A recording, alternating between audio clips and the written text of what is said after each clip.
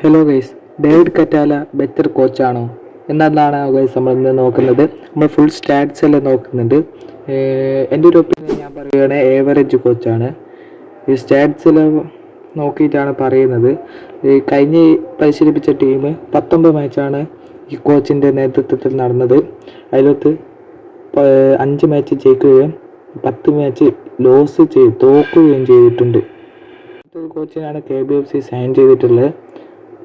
നമുക്ക് കണ്ടെന്ന് അറിയേണ്ടതായിരിക്കും ASL title എടുക്കാൻ പറ്റുമോ, LAFC എടുക്കാൻ പറ്റുമോ, അതായത് നമ്മൾ ഹോപ്പ് ചെയ്ത് നിൽക്കുക. അത്ര എല്ലാവരും പറയുന്നില്ല, അത്ര നിങ്ങൾക്ക് തിന്നിക്കട്ടെ ഇതിനെക്കുറിച്ച്. എന്നാലും എൻ്റെ ഒരു കുറച്ച് ഞാൻ പറയട്ടെ എൻ്റെ കാര്യം.